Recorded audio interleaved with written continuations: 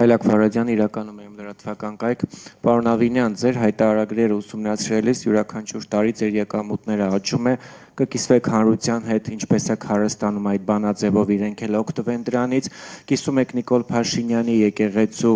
ճակերտավոր ասած մաքրման աշխատանքներին, օրինակ ձեր խմբակցության ավականու անդամ տեսա Արմեն Քալչյանը հայտարարել էր, որ օրինակ Նավասարդ Կճոյանը փոշմանել է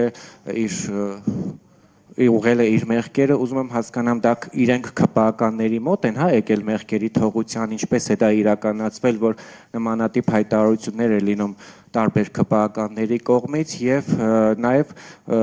Երևանի զարդարանքի հետ կապված կոնկրետ Մալաթիա Սեբաստիա վարչական շրջանը չզարդարված է։ Կիսատ պրատ ինչ որ լույսեր են կախված։ Ես տեսա, որ թաղապետը ինչ որ կոմենտ էր գրել, որ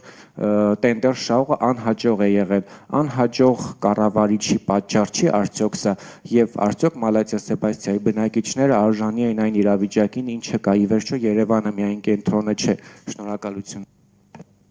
Շնորհակալություն հարցի համար։ Գիտեք, մինչև իմ հանրային գործունեությունը եւ մասնավորապես որևէ պաշտոն ստանձնելը ես զբաղվել եմ տարատեսակ բիզնեսներով եւ մասնավորապես իմ ընտանիքի անդամներն էլ 90-ականներից զբաղվել են բիզնեսով եւ իրականում ձեր բոլոր հարցերի պատասխանները թափանցիկորեն արտացոլված են իմ հայտարարագրերում։ Ինչ վերաբերում է եկեղեցու հարցերին, գիտեք, հայ առաքելական եկեղեցին, որ